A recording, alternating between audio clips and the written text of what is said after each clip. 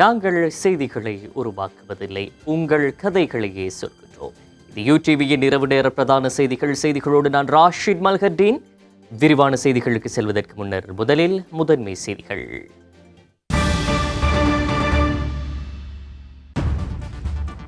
எதிர்வரும் 4 மாதங்களுக்கான இடைக்கால கணக்கறிக்கை நாடாளுமன்றத்தில் இன்றும் நாளையும் விவாதம். සැප්තැම්බර් සිට දෙසැම්බර් දක්වා වූ මාස 4 කාලය සඳහා රජයේ වෙළඳ දරන්න රුපියල් බිලියන 1900ක් වෙන්. கோவிட் தொற்று இனியில்லை என்ற சான்று கிடைத்தாலே விமான நிலையத்துக்கு பச்சை கொடி. දිනයක් දෙන්න පුළුවන් කොවිඩ් වසංගතයට දිනයක් දෙනවා නම් අදින් අවසానයි කියලා. வாசனை திரவிய பொருட்கள் இறக்குமதிக்கு தடை விதித்தது அரசாங்கம். தனிமனித தவறால் 100 கோடிக்கும் அதிக தொகையை இழந்த மின்சார சபை. 36 வருடங்களின் பின்னர் அரசு அனுசரணை சாதிக்க தயாராகும் டிலாந்த மாலகமுவ. நியூசிலாந்தில் 51 பேரை சுட்டுக் கொன்ற ஆயுததாரிக்கு பிணையில்லாத ஆயுள் தண்டனை.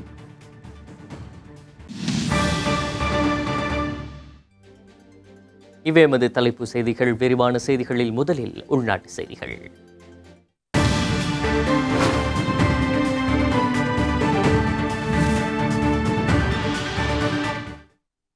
2020 ஆண்டின் எதிர்வரும் 4 மாதங்களுக்கான இடைக்கால கணக்கறிக்கை நிதியமைச்சர் பிரதமர் மஹிந்த ராஜபக்ஷவினால் இன்று நாடாளுமன்றத்தில் முன்வைக்கப்பட்டது. இந்த கணக்கறிக்கை மீதான விவாதம் இன்று நாடாளுமன்றத்தில் இடம்பெற்ற நிலையில் இதன் மீதான விவாதம் நாளையும் இடம்பெறவுள்ளது. சபாநாயகர் மஹிந்தயாப்பா அபேவர்தனவின் தலைமையில் இன்று காலை 9:30 மணிக்கு நாடாளுமன்ற அமர்வுகள் ஆரம்பமாகின. இதன்போது நாடாளுமன்றத்தின் விசேட அனுமதியின்றி கோப் குழுவில் இடம்பெற்ற விசாரணைகள் தொடர்பில் ஜனாதிபதி ஆணைக்குழுவினால் எவரையும் அழைக்க முடியாது என நாடாளுமன்ற உறுப்பினர் அனுரகுமார திசாநாயக்க கேள்வி எழுப்பினர். சாட்சி සටහන් කිරීම පිණිස සේවයේ නියුක්ත කරනු ලැබූ කිසිම ලඝු ලේඛකයෙකු විසින්ද ඒ සාක්ෂිවල අඩංගු කරුණු සම්බන්ධයෙන් නැතොත් පාර්ලිමේන්තු ඉදිරියේ හෝ. இந்நிலையில் ஜனாதிபதி ஆணைக்குழுவினால் கோப் குழுவின் முன்னாள் தலைவர் சுனில் ஹந்துன்னதி அழைக்கப்பட்டமை தொடர்பில் சபாநாயகரின் நிலைப்பாடு என்னவென்பது தொடர்பிலும் கேள்வி எழுப்பப்பட்டது. 7 වන වගන්තිය හිටපු සභාපතිවරයා සුනිල් හඳුන්නති මන්ත්‍රීතුමා මෙම ජනාධිපති විමර්ශන කොමිෂන් සභාව වෙත කැඳවීම පිළිබඳව ඔබතුමාගේ ස්ථාවර කුමක්ද කියලා. බලලා අපි උත්තරයක් දෙන්න අපිට කිසිම දැන්වීමක් කළා නැහැ. தமது அனுமதியின்றி ஜனாதிபதி விசாரணை ஆணைக்குழுவிற்கு கோப் குழுவின் தலைவரை அல்லது உறுப்பினர்களை அழைக்க முடியாது எனவும் அவ்வாறான அறிவித்தல் ஏதும் இதுவரை வெளியிடப்படவில்லை எனவும் சபாநாயகர் மஹிந்தயாப்பா அபேவர்தன தெரிவித்தார். වරප්‍රසාදයට හානි වෙනවා නම් ඒ ගැන අපි දැන්වීමක් කරනවා. இதன்போது கோப்பா மற்றும் கோப் சபைகளுக்கு எதிர்க்கட்சி ஒருவரையே நியமிப்பது வழக்கம் என்ற அடிப்படையில் இம்முறையும் எதிர்க்கட்சியிலிருந்து ஒருவரையா நியமிப்பீர்கள் என்று சபாநாயகரிடம் கேள்வி எழுப்பப்பட்டது. අපි දන්නවා හැමදාම මේ සභාපති තනතුර දුන්නේ විපක්ෂය. විශ්වාස කරනවා ඔබතුමා කතානායකයා විදියට ඒ පූර්වාදාසය අනුගමනය කරමින් කටයුතු කරා කියලා. මට ඔබතුමාගෙන් යම් උත්තරයක් මේ සම්බන්ධව ගන්න පුළුවන්ද? ඒ සත්කාරයේ ඉදිරියට මේ වර්තමාන රජය ඉටු කරනවද නැද්ද කියන කාරණාවට පැහැදිලි විසඳුමක්, පැහැදිලි පිළිතුරක් අපි බලාපොරොත්තු වෙනවා. දුන් තීරණය තමයි මන්ත්‍රීවරුන්ට සභික මන්ත්‍රීවරුන්ට තේරීමේ අයිතිය තියෙනවා. ඒකයි අපි ඉදිරියේ සාකච්ඡා කිරීම ඔබතුමාගේ තීරණය. මේ වර්තමාන රජයේ සම්ප්‍රදාය අනුගමනය කරනවද නැද්ද කියන කාරණාව විතරයි අහන්නේ. සමහර අවස්ථාවලදී ආණ්ඩු පක්ෂය ඒක එතෙන්ට පත් වෙන മന്ത്രിතුමන්ලගෙන් අභිමත කරලා තීන්දුවක් ගන්නද? තීන්කාරක සභාව විසින් තීරීම්කාරක සභාව විසින් නම් කරන ලද බව දන්වනු කැමැත්තේ. இதன்போது 26 நாடாளுமன்ற உறுப்பினர்களை கொண்ட நாடாளுமன்ற செயற்குழு சபாநாயகர் மஹிந்தயாப்பா அபேவர்தனவினால் இன்று சபை அமர்வின் போது அறிவிக்கப்பட்டது. சபாநாயகர் மஹிந்தயாப்பா அபேவர்தன நாடாளுமன்ற செயற்குழுவின் தலைவராக செயற்படுவார். ரஞ்சித் சிங்கமலாபிட்டிய, அங்கஜன் ராமநாதன், தினேஷ் குணவர்தன, சஜித் பிரேமதாச, ஜான்ஸ்டன் பெர்னாண்டோ, லக்ஷ்மண் கிரியல்ல, சமல் ராஜபக்ஷ, நிமல் சிறிபாலது சில்வா, ஜிஎல் பீரிஸ், டக்ளஸ் தேவானந்தா, டலஸ் அழக பெரும, மிமல் வீரவங்ச, மஹிந்த அமரவீர, வாசுதேவ நாணயக்கார, பிரசன்ன ரணதுங்க, மஹிந்த சமரசிங்க, கயந்த் கருணாதிலக, ரவுஃப் ஹக்கீம், அனுரகுமார திசாநாயக்க, டிலான் பெரேரா, ரிஷாட் பதியுத்தீன், ரஞ்சித் மத்தும பண்டார, மனோ கணேசன், எம்.ஏ. சுமந்திரன், அலி சப்ரி ஆகியோர் குழுவின் உறுப்பினர்களாக நியமிக்கப்பட்டுள்ளனர். ගරු රිෂාඩ් බදූදීන් මැතිතුමා, ගරු ආර්.එම්. රංජිත් මද්දුම් බණ්ඩාර මැතිතුමා, ගරු මනෝ ගණේෂන් මැතිතුමා, ගරු එම්.ඒ. සුමන්තිරන් මැතිතුමා සහ ගරු අලි සබ්රි රහීම් මැතිතුමා. இதன் பின்னர் 2020ஆம் ஆண்டிற்கான எதிர்வரும் 4 மாதங்களுக்கான இடைக்கால கணக்கறிக்கைக்கு அமைச்சரவையின் அங்கீகாரம் கிடைத்துள்ள நிலையில் இந்த இடைக்கால கணக்கறிக்கை நிதியமைச்சர் மஹிந்த ராஜபக்ஷவினால் சமர்ப்பிக்கப்பட்டுள்ளது. இதன்போது பிரதமர் மஹிந்த ராஜபக்ஷ இவ்வாறு உரையாற்றினார். පෙබරවාරි මාසයේදී මාව ඉදිරිපත් කරන්න සූදානම් වුණා. මුත් එදා බහුතර බලවුණු අද විපක්ෂය ඒකට බාධා කළා. எல்லா குறைநிரப்பு பிரேரணையையும் 2020ஆம் ஆண்டுக்கான ஒதுக்கீட்டு சட்டத்தின் மூலம் நாங்கள் எதிர்காலத்தில் சமர்ப்பிப்போம். 2019ஆம் ஆண்டு செலுத்தப்படாத பட்டியலை செலுத்துவதற்கு பெருமளவு தொகை தேவைப்படுகின்றது. இதன்படி அரசாங்கத்தின் செலவு ஓரளவுக்கு முகாமைத்துவம் செய்யப்பட்டுள்ளது. எதிர்காலத்தில் அதிக பொருளாதார வளர்ச்சியை அடைந்து அரசாங்கத்தின் வரவு செலவு திட்ட துண்டு விழும் தொகையை குறைப்பதற்கு நடவடிக்கை எடுக்கப்பட்டு வருகின்றது. இதன்படி முதலீட்டு மேம்பாட்டை செய்வதற்கு அடிப்படையிலேயே நடவடிக்கை எடுப்போம். அரசாங்கத்தின் செலவை குறைத்து பொருளாதார வளர்ச்சியை மேம்படுத்திக் கொள்ள முடியும் என்பது எமது நம்பிக்கையாக உள்ளது.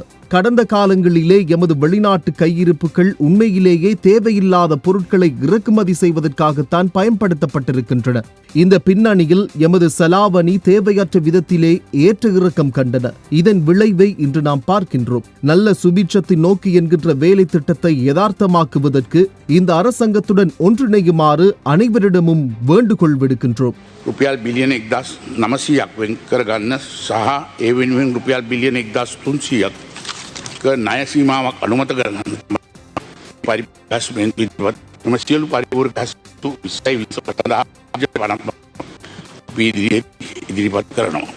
இதேவேளை இங்கு கருத்து தெரிவித்த நாடாளுமன்ற உறுப்பினர் பாட்டாளி சம்பிக்க ரணவக்க අයවැය ලේඛනයක් නොමැතිව ගෙවී ගිය වර්ෂයක් හැටියට මේ වර්ෂයේ ඉතිහාසයට එකතු. இது போன்ற ஒரு நிலைமைதான் 2015ஆம் ஆண்டு எமக்கு இருந்தது. ஜனாதிபதி தேர்தலை தொடர்ந்து பொது தேர்தலை எதிர்பார்த்திருந்தோம். இருந்த போதிலும் அந்த அரசாங்கம் மிகவும் விரைவாக அனைவரினதும் சம்மதத்துடன் இடைக்கால கணக்கறிக்கையை கொண்டு வந்தார்கள். எனினும் இந்த அரசாங்கம் கடந்த நவம்பர் மாதம் 16ஆம் தேதி அரசாங்கத்தை பொறுப்பெடுத்தாலும் அவர்களுக்கு 2020ஆம் ஆண்டுக்குரிய உறுதியான கணக்கறிக்கை ஒன்றை சமர்ப்பிக்கவில்லை. எங்களுக்குள்ள கேள்வி, ஏப்ரல் 30ஆம் தேதி முதல் செப்டம்பர் மாதம் 1ஆம் தேதி வரையான செலவை அரசாங்கம் நாடாளுமன்றில் சமர்ப்பிக்காமல் தமது அரசாங்கத்தை எவ்வாறு நடத்தி சென்றது?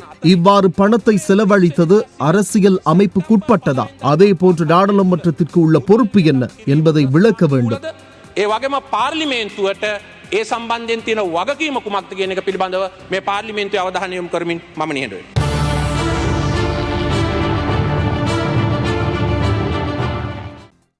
வரி கொள்கை திருத்த பொருளாதாரத்தை மீள கட்டியமைப்பதற்கான கொள்கை ரீதியிலான நடவடிக்கை மேற்கொள்ளப்பட்டுள்ளதாக அமைச்சரவை துணை பேச்சாளர் உதய கம்மன்பில தெரிவித்தார். இன்றைய தகவல் திணைக்கள கேட்போர் கூடத்தில் நடைபெற்ற அமைச்சரவை முடிவுகளை அறிவிக்கும் வாராந்த ஊடக மாநாட்டிலேயே அவர் இதனை தெரிவித்தார். ආර්ථික පුනර්ජීවනය සඳහා අත්‍යවශ්‍ය කාරණයක් විදියට සරල විනිවිදභාවයෙන් යුතු සහ කාර්යක්ෂම බදු ක්‍රමයක් ශ්‍රී ලංකාව හඳුන්වා දිය යුතුයි කියන්නේ. வரிக்கொள்கை திருத்த பொருளாதாரத்தை மீள கட்டியமைப்பதற்கான கொள்கை ரீதியிலான நடவடிக்கை மேற்கொள்ளப்பட்டுள்ளது. இதன்படி 2020ஆம் ஆண்டில் 2வது காலாண்டு பகுதியில் பொருளாதாரம் மீண்டும் வழமைக்கு திரும்பும் என்று எதிர்பார்க்கப்படுகின்றது. சந்தையில் நிலவும் கோரிக்கை மற்றும் விநியோக ஏற்ற இறக்கங்கள், காலநிலை தாக்கம், பருவகால உற்பத்திகள், தயாரிப்பாளர்களினால் இடம்பெறும் மாற்றங்கள், சர்வதேச சந்தையில் விலைகள் போன்ற விடயங்களில் கவனம் செலுத்தி வாழ்க்கை செலவை நிலையானதாக முன்னெடுப்பதற்கு தேவையான கொள்கை மற்றும் நடைமுறை தீர்வை பெற்றுக் கொடுப்பதற்காக வாழ்க்கை செலவு தொடர்பாக அமைச்சரவை உபகுழு ஒன்று நியமிப்பதற்கு அமைச்சரவையில் தீர்மானிக்கப்பட்டுள்ளது. இதேவேளை கொம்பனி தெரு ரயில் நிலையத்துக்கு அருகாமையில் உத்தரானந்த மாவட்டத்தில் ரயில் பாதைக்கு மேலாக மேம்பாலத்தை அமைக்கவும் தீர்மானம் மேற்கொள்ளப்பட்டுள்ளது. இதன் மூலம் கொழும்பு நகரத்தில் உள்ள பாரிய வாகன நெரிசல் கட்டுப்பாட்டுக்குள் வரும் என எதிர்பார்க்கின்றோம். මේ හරහා කොළඹ නගරයේ තියෙන දැඩිම වාහන තදබදී තියෙන ස්ථානය ඒ ප්‍රශ්නේ निराකරණය වෙනු ඇතයි කියලා අපි කල්පනා කරනවා. පසුගිය මාස කිහිපය පුරාවටම ලංකාවේ ප්‍රධානතම මාතෘකාවක් බවට පත් වෙලා තිබුණා පොහොර පිළිබඳව කාරණේ. கடந்த ஒரு சில மாதங்களாக உரம் என்ற வார்த்தை பேஸ் பொருளாக காணப்பட்டது. எதிர்வரும் காலங்களில் இதனை சுமூகமாக மேற்கொள்ள அரசு நடவடிக்கை மேற்கொள்ளும். இரசாயன உரத்தை வழங்குவது தொடர்பிலும் அமைச்சரவை முடிவு செய்துள்ளது. இரசாயன உர இறக்குமதிக்காக பகிரங்க போட்டித்தன்மையுடனான விலை மனு கோரப்பட்டது. அறிவிக்கப்பட்டுள்ளது. உர பயன்பாடு குறித்த கட்டுப்பாடுகளையும் எதிர்காலத்தில் மேற்கொள்ள உள்ளோம். எனவே எமது நாட்டின் விவசாயிகளுக்கு தட்டுப்பாடுகள் இன்றி உரத்தை வழங்குவதற்கு நடவடிக்கை மேற்கொள்ளப்படும். ඉතා හොඳ තත්වයකින් පොහොර ලබා දීමටත් බෙදාහැරීමේ කටයුතු ක්‍රමානුකූලව කරගන්නටත් අවශ්‍ය පසුතල සකස් වේ කියන විශ්වාසය සහ එම කටයුතු සිදු වෙමින් පවතිනවා. You cannot achieve anything unless you are willing to sacrifice a certain area. And that is exactly what we are trying to do. And that's what we are asking the people, sacrifices that you have to make. மஞ்சள், இஞ்சி ஆகியவற்றை இறக்குமதி செய்வதை ஊக்குவிக்கவில்லை. அவை உள்நாட்டில் பயிரிடுவதை ஊக்குவிக்கின்றோம். நாம் விவசாயத்திலும் முன்னோக்கி நகர வேண்டும். பற்றாக்குறையை நிவர்த்தி செய்ய இறக்குமதி செய்யப்பட்டால் விவசாயிகள் விரக்தி அடைவார்கள். அத்துடன் அடுத்த அறுவடை காலம் வரையில் மஞ்சள், இஞ்சி ஆகியவை தேவையான அளவு சந்தையில் இருக்கும். சில இடங்களில் அர்ப்பணிப்புகளை செய்யாது வெற்றிகளை பெற முடியாது. அதனைத்தான் நாம் செய்ய முயற்சிக்கின்றோம். சில விடயங்களில் அர்ப்பணிப்புகளை செய்ய வேண்டும் என்று மக்களை கேட்டுக்கொள்கின்றோம். குறுகிய காலத்திற்கு இந்த அர்ப்பணிப்பை செய்தால் நீண்ட கால பயனை பெற முடியும். இது மிகவும் சரளமான பதிலாக இருக்கின்றது. நாம் குறுகிய கால அர்ப்பணிப்புகளை செய்தால் நீண்ட கால நன்மைகளை பெற முடியும். Enough and more and sufficient ginger and turmeric will be in the market within the moment we have the next harvest. கடந்த 17ஆம் திகதி நாடு முழுவதும் ஏற்பட்ட மின்சார தடைக்கு காரணம் கரவலப்பிட்டிய உபமின் நிலையத்தில் கடமையாற்றும் அதிகாரி ஒருவரின் கடமைக்கான வருகை தாமதமே என அது தொடர்பில் ஆராய நியமிக்கப்பட்ட குழுவின் அறிக்கை குறிப்பிட்டுள்ளது. இந்த நிலையில் இது தொடர்பில் அமைச்சரவை முடிவுகளை அறிவிக்கும் செய்தியாளர் சந்திப்பிலும் பேசப்பட்டது. கடந்த 17ஆம் திகதி நாடு முழுவதும் சுமார் 6 மணித்தியாலங்கள் மின்சார தடை ஏற்பட்டிருந்தது. கரவலப்பிட்டிய உபமின் நிலையத்தில் ஏற்பட்ட தொழில்நுட்ப கோளாறு காரணமாக இந்த மின்தடை ஏற்பட்டதாக அன்றைய தினம் அறிவிக்கப்பட்டிருந்தது. சுமார் 6 மணித்தியாலங்கள் ஏற்பட்ட மின்சார தடை காரணமாக 100 கோடிக்கும் அதிகமான தொகையை இலங்கை மின்சார சபை இழந்தது எனவும் அறிவிக்கப்பட்டிருந்தது. இவ்வாறான பின்னணியில் மின்சார தடைக்கு நேரடியாக மின்சாரத்துறை அமைச்சு பதில் சொல்ல வேண்டும் என்ற நிலை வந்தால் தான் பதவியை துறக்க தயார் என அமைச்சர் டலஸ் அழகப்பெருமா அறிவித்திருந்தார். அதேவேளை இந்த மின்சார தடைக்கு காரணம் என்ன என்பதை கண்டறிய அமைச்சரால் ஒரு குழுவும் நியமிக்கப்பட்டது. இந்த குழுவின் அறிக்கை நேற்று அமைச்சரவையின் கவனத்துக்கு எடுத்துக் கொள்ளப்பட்டது. நாடு முழுவதும் ஏற்பட்ட அந்த மின்சார தடைக்கு காரணம் கரவலப்பிட்டிய உபமின் நிலையத்தில் கடமையாற்றும் அதிகாரி ஒருவர் தனது கடமைக்கு தாமதமாக வருகை தந்தமை என குறிப்பிடப்பட்டுள்ளது. அதேவேளை மின்சார நடவடிக்கை மற்றும் பராமரிப்பு என்பவற்றுக்கு இடர் முகாமைத்துவ முறையொன்று நடைமுறையில் இல்லை எனவும் அந்த குழுவால் அடையாளம் காணப்பட்டுள்ளது. இந்நிலையில் இது தொடர்பில் அமைச்சர் மற்றும் அமைச்சரவை பேச்சாளர் கெஹல்லிய ரம்புக்வெல்ல கருத்து தெரிவித்தார். மின்சார துண்டிப்பு தொடர்பில் நியமிக்கப்பட்ட குழுவின் அறிக்கை அமைச்சுக்கு கிடைத்துள்ளது. இந்த அறிக்கையில் விரிவான காரணங்கள் மற்றும் தொழில்நுட்ப ரீதியிலான காரணங்கள் முன்வைக்கப்பட்டுள்ளன. அந்த சம்பவத்துக்கு மட்டும் காரணம் ஒரு மனித செயற்பாடு என அடையாளம் காணப்பட்டு அறிவிக்கப்பட்டுள்ளது. තන කියලා තියෙන්නේ මානුෂික වශයෙන් නැතිවෙච්ච යම් වරදක් උඩ එක ඉංජිනේරු කෙනෙක්ගේ වරදක් උඩ සිදුවෙච්ච සිදුවීමක් හැටියටයි සඳහන් කරන්නේ. இலங்கையில் திருமணத்தின் குறைந்தபட்ச வயதை 18ஆக அறிமுகப்படுத்தி அதனை அனைத்து சமூகங்களை சேர்ந்த குழந்தைகளுக்கும் சம உரிமைகள் வழங்கப்பட வேண்டும் என தனிநபர் பிரேரணையொன்று நேற்று நாடாளுமன்ற பொதுச் செயலாளர் தம்மிக தசநாயக்கவிடம் வழங்கப்பட்டுள்ளது. நாடாளுமன்ற உறுப்பினர் பிரேமிதா தென்னகோன் இந்த தனிநபர் பிரேரணையை சமர்ப்பித்துள்ளார். இந்த தனிநபர் பிரேரணையின் முக்கிய நோக்கமானது இலங்கையில் திருமணத்தின் குறைந்தபட்ச வயதை 18ஆக அறிமுகப்படுத்தவும் மேலும் அனைத்து சமூகங்களைச் சேர்ந்த குழந்தைகளுக்கும் சம உரிமைகள் வழங்கப்பட வேண்டும் என்றும் ஸ்ரீலங்கா பொதுஜன பெரமுன கட்சியின் நாடாளுமன்ற உறுப்பினர் பிரேமிதா தென்னகோன் தெரிவித்தார். எனவே இந்த சட்டத்தை உடனடியாக அமல்படுத்த வேண்டியது அவசியம் என்றும் குறிப்பிட்டுள்ளார். இதேவேளை இன்று நாடாளுமன்றத்தில் தமிழ் பேசும் அரசியல்வாதிகள் இன நல்லிணக்கம் குறித்து கருத்து வெளியிட்டனர். இலங்கை சுதந்திரம் அடைந்த வேளையில் அன்று 50க்கு 50 தமிழர்கள் கேட்டார்கள் அல்லது தமிழர் கேட்க வைக்கப்பட்டார்கள். அது சில வேளைகளில் பிரித்தானியர்களுடைய வேண்டுமென்று எண்ணமாகவும் இருக்கலாம். அதனால் தான் இன்றும் இந்த நாட்டினுடைய இனப்பிரச்சனையில் 1% இன்று நாம் பெற முடியாமல் இருப்பதற்கான காரணம் அன்றைய கேள்வி நியாயமானதாக இருந்திருந்தால் இன்றைக்கு தீர்வு வந்திருக்கும். இன்று ஒரே நாடு ஒரே சட்டம் என்ற தொனிப்பொருள் என்ற அந்த விடயம் இன்று மக்கள் மத்தியிலே பரவலாக பேசப்பட்டுக் கொண்டிருக்கின்றது. இந்த ஒரே நாடு ஒரே சட்டம் என்ற தொனிப்பொருள் எதை குறிக்கின்றது என்ற குழப்பம் இன்று மக்கள் மத்தியிலே இன்று காணப்படுகின்றது. இந்த நாட்டிலே ஒரே சட்டம் அமுல்படுத்தப்படுமாக இருந்தால் தற்போது அமுலிலே உள்ள கண்டி சட்டம், தேச வளமை சட்டம், முஸ்லிம் சட்டம் என்பன இல்லாமல் ஆக்கப்படுகின்ற ஒரு நிலை ஏற்படுமா என்ற தெளிவை நான் நினைக்கின்றேன் அரசாங்கம் வழங்க வேண்டும். தற்போதைய ஜனாதிபதி கோட்டாபய ராஜபக்ச அவர்கள் வந்தார். அவர் கூறிய ஒரு வார்த்தை, பெரும்பான்மை மக்களால் நான் இங்கு ஆட்சிக்கு வந்திருந்தாலும் எல்லோருக்கும் நான் ஜனாதிபதியாக இருக்கின்றேன் என்ற ஒரு வார்த்தையை சொன்னார். அந்த வார்த்தை மீது நம்பிக்கை கொண்டவனாகத்தான் இப்போது நான் பேசிக் கொண்டிருக்கின்றேன். எங்களுடைய நீதி அமைச்சர் அலி சப்ரி அவர்கள் தேர்தல் பிரச்சார மேடைகளில் பேசுகின்ற போதெல்லாம் ஒரு லீக் வாணி மாதிரி மஹதீர் முகமது போன்றதான ஒரு தலைவர் எமது நாட்டின் தலைவர் என்று அடிக்கடி சொல்வார். ஒரு லீக் வாணியாக இருக்கலாம், மஹதீர் முகமதாக இருக்கலாம். முதலிலே நாட்டில் ஒரு ஒருங்கிணைப்பை ஏற்படுத்தி ஒரு தேசப்பற்றை ஏற்படுத்தியதன் பிற்பாடுதான் இந்த நாட்டை கட்டியெழுப்ப முடியுமானதாக இருந்தது. எனவே நான் தயவு கூர்ந்து கேட்கிற ஒரு விடயம், இந்த நாட்டிலே நாட்டுப்பற்றை மக்களுக்குள் விதைக்கின்ற வேலைகளை பார்த்தால் மட்டும்தான் நாம் எமது நாட்டை பொருளாதாரத்திலும் சமூகவியலிலும் முன்னேற்ற பாதையில் கொண்டு செல்லலாம். முஸ்லிம்களுடைய ஜனாசாக்களை எரிப்பதை நாங்கள் வன்மையாக கண்டிக்கின்றோம். ஏனென்றால் ஒரு இனம் என்ற வகையிலே எங்களுடைய மார்க்கத்தின்படி இதை எங்கள் முஸ்லிம் மக்களால் ஏற்றுக்கொள்ள முடியாத விஷயம். இப்படியான சிறு சிறு பிரச்சனையின் காரணமாகத்தான் இந்த அரசாங்கத்துடன் முஸ்லிம்கள் சற்று விலை நிற்பதை நாங்கள் காண்கின்றோம். ஆகவே நாங்கள் முஸ்லிம்கள் அரசாங்கத்துடன் எப்போதும் எங்களுக்கு கோபம் இல்லை. ஆகவே முஸ்லிம்களுடைய பிரச்சனை, சிறுபான்மையுடைய பிரச்சனை அரசாங்கம் நன்று நெருங்கி உறவாட முடியுமா இருந்தால் நாங்கள் எங்களுடைய இடைவெளியை குறைத்துக் கொள்ளக்கூடிய நிறைய இடங்கள் நாங்கள் இருக்கின்றோம்.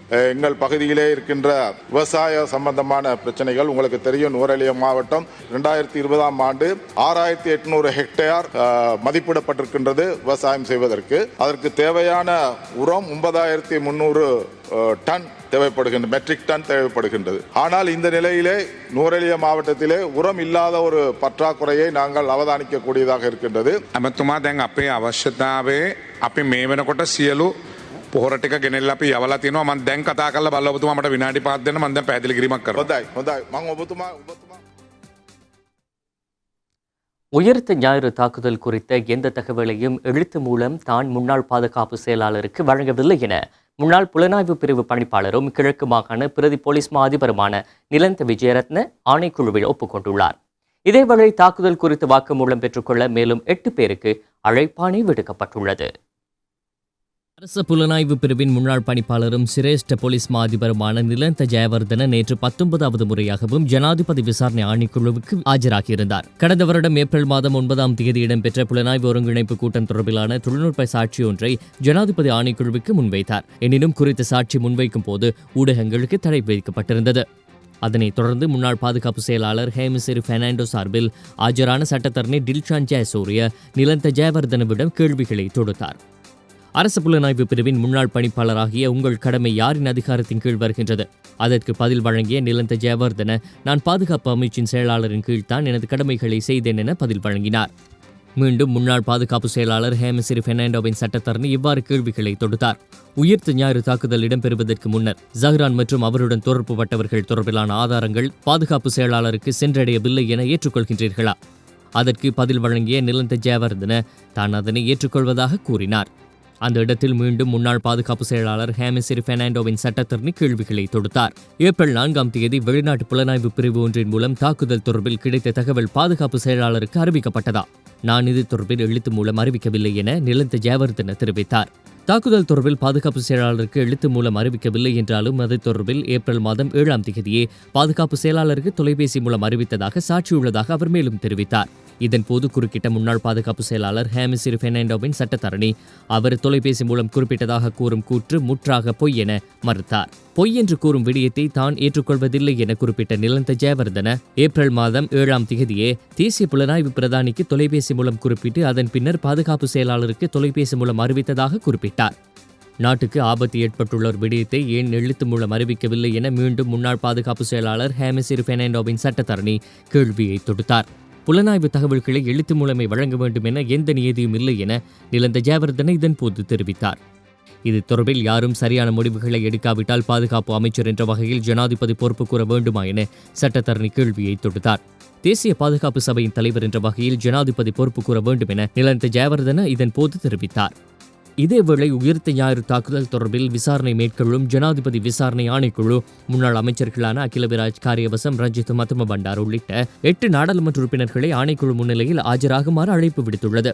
அதன்படி முன்னாள் நாடாளுமன்ற உறுப்பினர் சுனில் ஹந்துனெத்தியை ஆகஸ்ட் 28ஆம் தேதியும் அகிலவிராஜ் காரியவசத்தை ஆகஸ்ட் 31ஆம் தேதியும் ஆஜராகுமாறு அழைப்பு விடுத்துள்ளது. இது தவிர முன்னாள் அமைச்சர் ரஞ்சித் மத்தும பண்டார மற்றும் முன்னாள் நாடாளுமன்ற உறுப்பினர் ஆசு மாரசிங்க உள்ளிட்டோரை செப்டம்பர் 2ஆம் தேதியும் முன்னாள் அமைச்சர் மங்கள சமரவீர மற்றும் நாடாளுமன்ற நாடாளுமன்ற உறுப்பினர் சிவனேசன் துரை சந்திரகாந்தன் ஆகியோரை செப்டம்பர் 3ஆம் தேதியும் ஆஜராகுமாறு அழைப்பு விடுக்கப்பட்டுள்ளது. அத்துடன் அமைச்சர் கெஹலிய ரம்புக்வெல்லவை செப்டம்பர் 7ஆம் தேதியும் ராஜாங்க அமைச்சர் திலும் அமுனுகமுவை செப்டம்பர் 8ஆம் தேதியும் ஆஜராகுமாறு அழைப்பு விடுக்கப்பட்டுள்ளது. நாட்டில் தற்போது சிகிச்சை பெற்று வரும் கோவிட் தொற்றாளர்களுடைய எண்ணிக்கை 141 குறைவடைந்துள்ளது.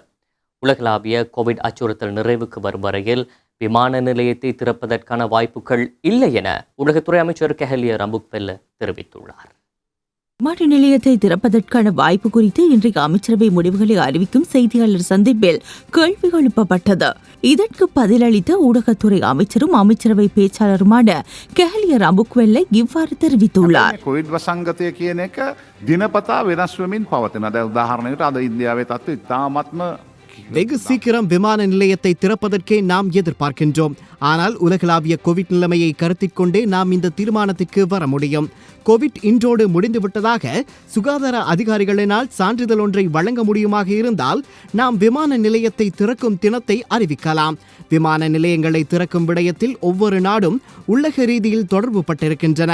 ஏனைய நாடுகளிலும் விமான நிலையங்கள் திறக்காமல் நாம் மாத்திரம் திறந்து வைக்கவும் முடியாது. දිනයක් දෙන්න පුළුවන් කොවිඩ් වසංගතයට දිනයක් දෙනවා නම් අදින් අවසానයි කියලා. இது குறித்து கருத்து தெரிவித்த அமைச்சரவை இணைப்பேச்சாளர் உதய கமන්பில இவ்வாறு தெரிவித்தார். තොටුපලෙන් ඔසවලා නම් ආසෙ තියන්න බෑ. තව පැත්තකින් බාන්න පුළුවන් වෙන්න. තියෙන නිරෝධාන මධ්‍යස්ථාන සහ රෝහල් ඇතුලේ විතරයි රෝගීන් ඉන්නේ. ඒ ලෝක තත්ත්වය ඒක නෙවෙයි.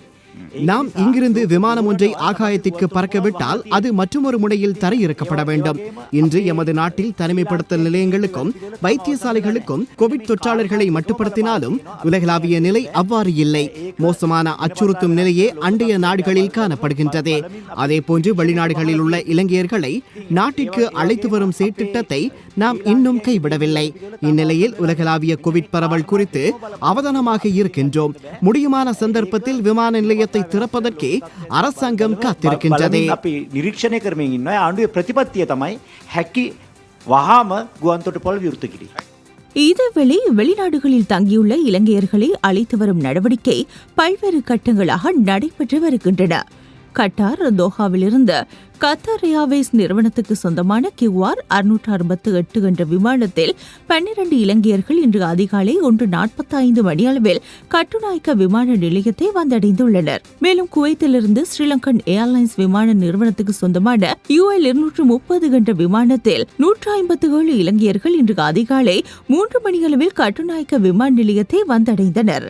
விமான நிலையத்தை வந்தடைந்த அனைவரையும் PCR பரிசோதனைகளுக்கு உட்படுத்தும் செயற்பாடுகளும் முன்னெடுக்கப்பட்டிருந்தன. இந்நிலையில் கிளிநொச்சி முழங்காவில் 651வது படையணியின் பயிற்சி முகாமில் அமைந்துள்ள கொரோனா கண்காணிப்பு நிலையத்திலிருந்து 60 பேர் வீடுகளுக்கு அனுப்பி வைக்கப்பட்டுள்ளனர்.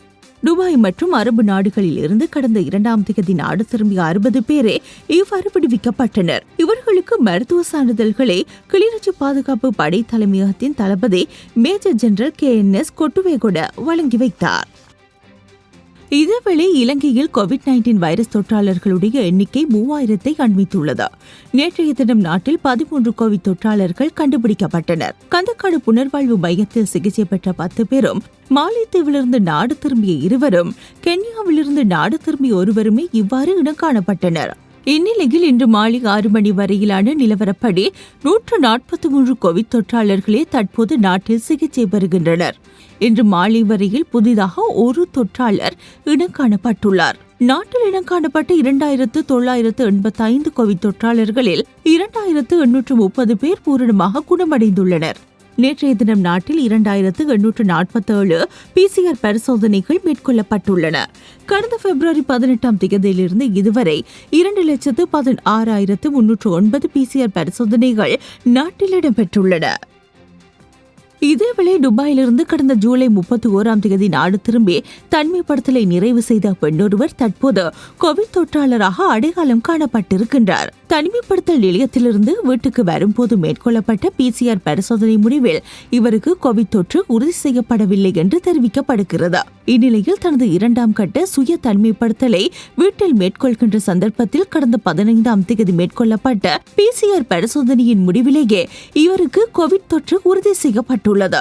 23 வயதான கர்ப்பிணி தாயான இவர் சிலாபம் ஆதார வைத்தியசாலையில் அனுமதிக்கப்பட்டு தற்போது ஐடிஎச்சிற்கு மாற்றப்பட்டுள்ளதாக வைத்தியசாலை வட்டார தகவல்கள் தெரிவிக்கின்றன. 2020 கல்வியாண்டுக்கான கல்வி பொது தராதர சாதாரண தர பரீட்சைக்கான திகதியை இன்றைய தினம் அறிவிக்க முடியும் என பரீட்சைகள் திணைக்களம் அறிவித்துள்ளது. இதேவேளை அனைத்து அரசு பாடசாலைகளிலும் கல்வி கற்கும் முதலாம் தர மாணவர்களுக்கு இந்த ஆண்டுக்காக வழங்கப்பட்ட பாடசாலை சீருடைக்கான வவுச்சர் கட்டண அட்டை செல்லுபடியாகும் கால எல்லை நீடிக்கப்பட்டுள்ளது. இந்த ஆண்டுக்காக வழங்கப்பட்ட பாடசாலை சீருடைக்கான வவுச்சர் எதிர்வரும் செப்டம்பர் மாதம் 30ஆம் தேதி வரை செல்லுபடியாகும் வகையில் கால எல்லை நீடிக்கப்பட்டுள்ளதாக கல்வி அமைச்சு தெரிவித்துள்ளது. குறித்த வவுச்சர் நடப்பு ஆகஸ்ட் மாதம் 31ஆம் தேதியுடன் நிறைவடைந்திருந்த நிலையில் நாட்டில் நிலவிய கோவிட்-19 அசாதாரண சூழ்நிலையை கருத்தில் கொண்டு வவுச்சர் செல்லுபடியாகும் கால எல்லை நீடிக்கப்பட்டுள்ளதாக அந்த அமைச்சு மேலும் குறிப்பிட்டுள்ளது. இதேவேளை 2020ஆம் ஆண்டு கல்வியாண்டுக்கான கல்வி பொது தராதர சாதாரண தர பரீட்சைக்கான திகதியை இன்றைய தினம் அறிவிக்க முடியும் என பரீட்சைகள் திணைக்களம் அறிவித்துள்ளது. தற்போது குறித்த விடயம் தொடர்பில் உயர்மட்ட அதிகாரிகள் மற்றும் கல்வி அமைச்சருடன் கலந்துரையாடல்கள் இடம்பெற்று வருவதாகவும் பாடசாலை அதிபர்களிடமும் இது தொடர்பாக கலந்துரையாடப்பட்டு வருகிறது. இந்த கலந்துரையாடலின் பின்னர் 2020 கல்வியாண்டுக்கான கல்வி பொது தராதர சாதாரண தர பரீட்சைகளுக்கான திகதி அறிவிக்கப்படும் எனவும் பரீட்சைகள் திணைக்கள அதிகாரி ஒருவர் தெரிவித்துள்ளார். 2015ஆம் ஆண்டு பெருந்தோட்ட உதவி ஆசிரியர்களாக நியமனம் பெற்ற சுமார் 600 ஆசிரியர்கள் தமக்கு இதுவரை நிரந்தர நியமனம் வழங்கப்படவில்லை என தெரிவித்து ஆர்ப்பாட்டத்தில் ஈடுபட்டனர். இவ்வாறு போராட்டத்தில் ஈடுபட்ட சகல ஆசிரியர்களும் மலையகத்தை சேர்ந்தவர்கள் என்பது குறிப்பிடத்தக்கது.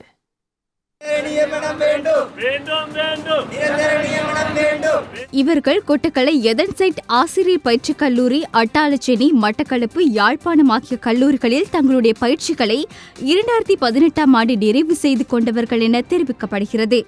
தங்களுடைய மேற்படிப்பை பூர்த்தி செய்தவுடன் இவர்களை ஆசிரியர்களாக உள்வாங்குவது என தீர்மானிக்கப்பட்டு இவர்களுக்கான பயிற்சிகள் வழங்கப்பட்டன. அதன்படி நிறைவு செய்து கொண்ட பலரும் ஆசிரியர்களாக உள்வாங்கப்பட்டு அவர்களுடைய நிலுவையும் வழங்கப்பட்டுள்ளது.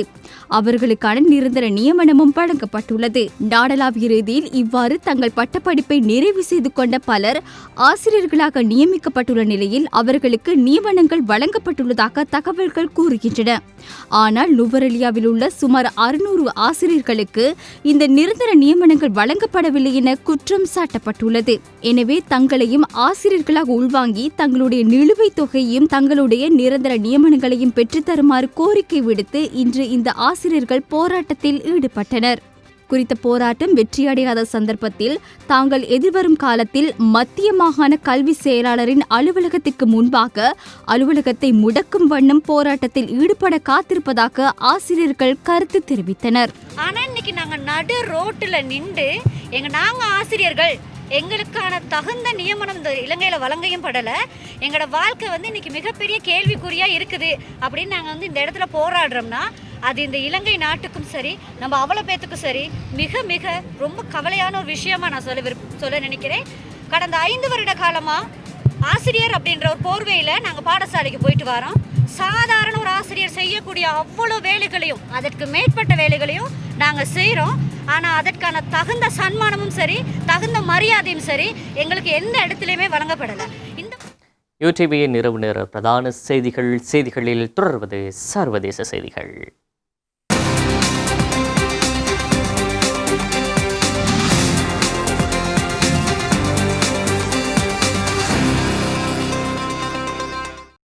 அடுத்து விளையாட்டு செய்தி. லம்போகினி சூப்பர் ட்ரோஃபி 2020 போட்டியில் கலந்து கொள்ள இலங்கையின் நட்சத்திர கார் பந்தய வீரர் டிலந்த மாலகமோவுக்கு வாய்ப்பு கிடைத்துள்ளது. சுமார் 40 வருடங்கள் கார் பந்தய வீரராக வலம் வரும் இந்த வீரருக்கு சுமார் 36 வருடங்களின் பின்னர் அரச அனுசரணை வழங்கப்பட்டுள்ளமை விசேட அம்சமாகும்.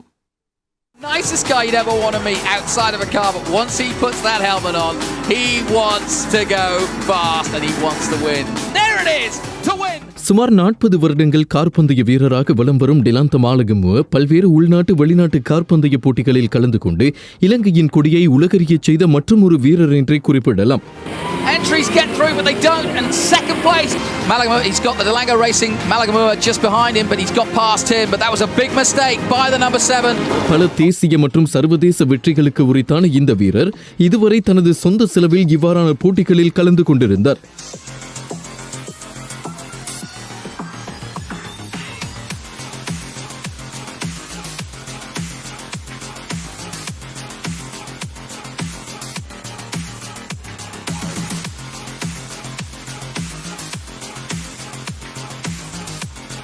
லம்போகினி சூப்பர் டிரோஃபி 2020 போட்டி அமெரிக்காவில் நடைபெறவுள்ள நிலையில் அந்த போட்டியில் கலந்து கொள்ள டிலாந்த மாலகமுவுக்கு வாய்ப்பு கிடைத்துள்ளது. ஆனால் சுமார் 36 வருடங்களின் பின்னர் முதன்முறையாக இலங்கை அரசின் சுற்றுலா அமைச்சு மூலம் டிலாந்த மாலகமுவுக்கு இந்த போட்டியில் கலந்து கொள்ள அனுசரணை வழங்கப்பட்டுள்ளது.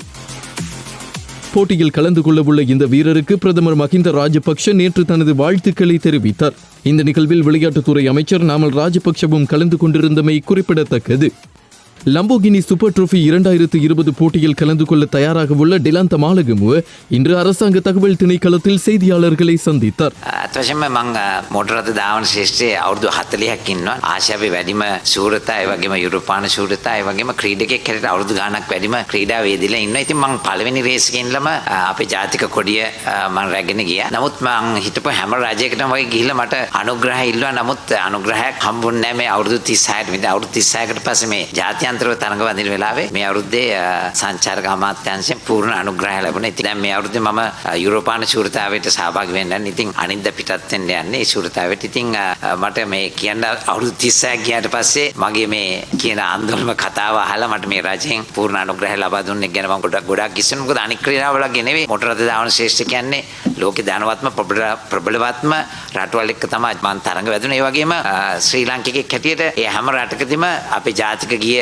නැගෙව මම හිතන්නේ ඒක වාර්තාවක් කරනවා. තනි පුද්ගලෙක් තමුන්ගේ වියදමෙන් ගිහිල්ලා එහෙම කරලා නැහැ කවදාවත්. ඉතින් මම ගොඩක් අමාරුවෙන් හම්බ කරලා තමයි මේක මෙච්චර කල් කරගෙන ආවේ. ඉතින් මට අද විශේෂයෙන් ඔයාලා සියලු දෙනාටම කියන්න ඕනේ මට කරපු රජෙන් මේ උදව්වට බොහොම ස්තුතියි කියලා ස්තුතිවන්ත වෙන්න.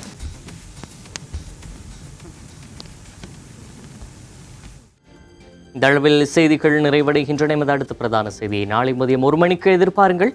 தொடர்ந்தும் UTVயின் நிகழ்ச்சிகளோடு இணைந்திருங்கள்.